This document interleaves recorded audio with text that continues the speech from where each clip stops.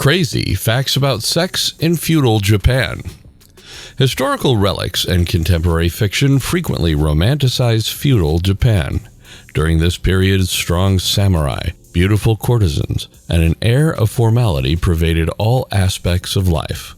Although sex in feudal Japan was also frequently glorified, it was far less refined and formal than is commonly believed.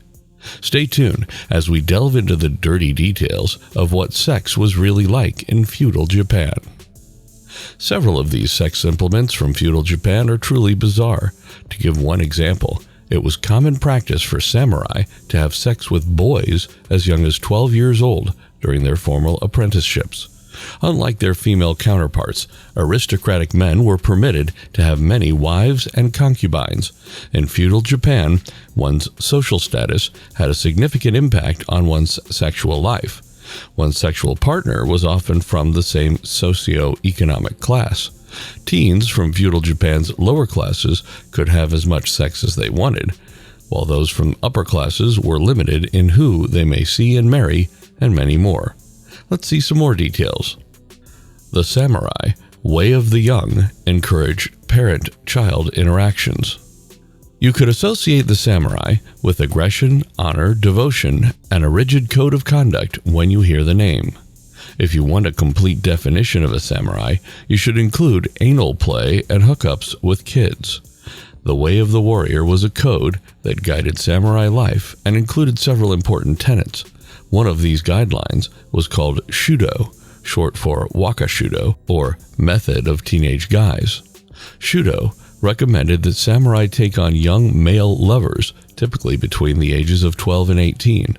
The monks were sick, lascivious psychopaths. The historical record reveals significant sexual differences between Japanese Buddhist monks and European Christian monks.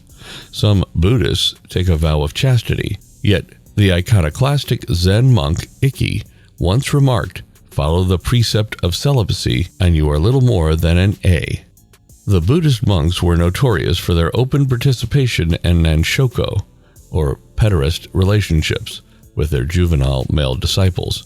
Many monks also had non-traditional relationships with women. Ikki even tied the knot with a female companion after being exhausted with homosexual delights. Intimate get-togethers in farm.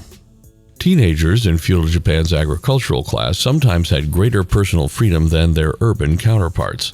Teens from affluent families had to follow a strict set of social norms and observe several rituals and traditions.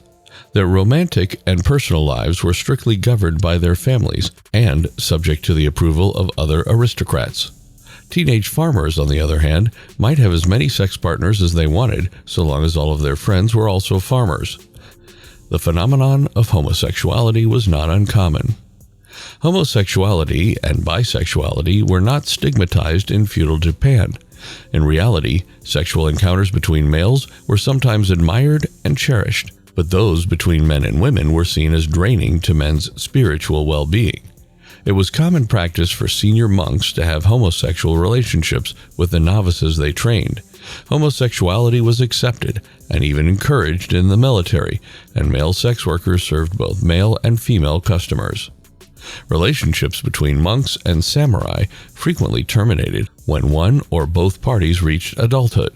For samurai, this happened when the apprentice became a warrior. For monks, this happened when the acolyte became a temple member of equal standing to his lover, or a fully fledged monk. The first Japanese creation myth heavily featured sexual content. Japan's indigenous Shinto religion has been practiced in varying forms for thousands of years, with its written history beginning in 712 CE.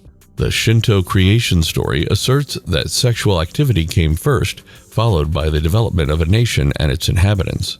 According to this tale, an ancient being told another ancient creature, "Even while my body is formed in many places, there is one spot that is formed to an excessive degree.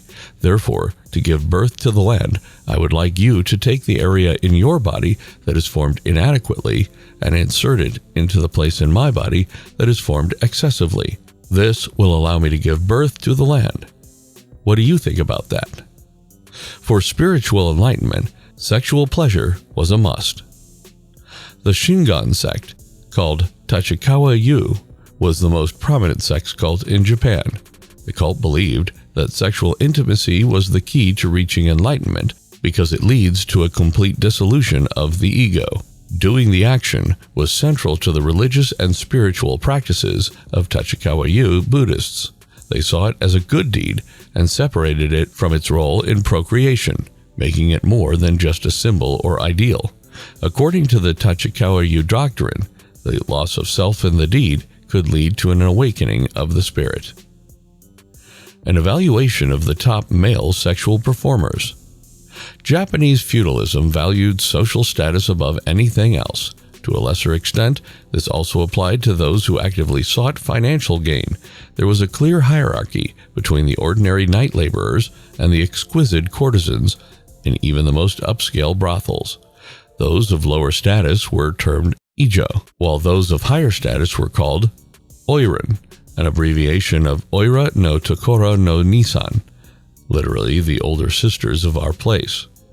The oiran were highly respected due to their reputation as trained entertainers. There was no way for customers to get in touch with the oiran directly, and they had to make 2 trips to the shop before they could get any service, usually a nearby tea house. If an oiran didn't think a man was worthy, she would often turn him down. Oiran, or high-class courtesans, were educated in the arts of dancing, song, painting, poetry, calligraphy, and the tea ceremony. It was reported that the males who visited these women found them to be pleasant, calm, and joyful. This was all an act, and many of these fortunate girls had their sex with men forced upon them in exchange for financial compensation. After being made to buy expensive clothes and cosmetics for their madams, many of the prostitutes found themselves in debt to the women who exploited them. They were subjected to rigorous training, long hours of labor, and deplorable housing conditions. Geishas, who were both less expensive and more fashionable, soon displaced the more traditional courtesans. Marriages between women were monogamous, while marriages between men were not. It should not come as a surprise that feudal Japan's marital customs were marked by severe hypocrisy and double standards. The aforementioned Heian period court weddings were organized and frequently polygamous.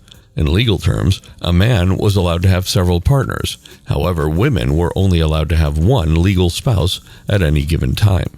This did not stop the women of the upper class from conducting their own discreet business. A marriage did not last forever. Marriage for Japanese upper-class couples was not always for life during the Heian period, 794 to 1185 CE. Marriages between people of different social classes were frowned upon at the time in Japan. Therefore, unions were often arranged or sanctioned by families. Traditionally in Japan, affluent individuals would wed, raise a family, and then divorce if a more financially secure partner became available. Poorer people could not afford to get married more than once, therefore many couples stayed together for life. This ends our video for today. What are your thoughts on this? Tell us in the comments. Also, like, share, and subscribe to the channel to see more historical facts and videos.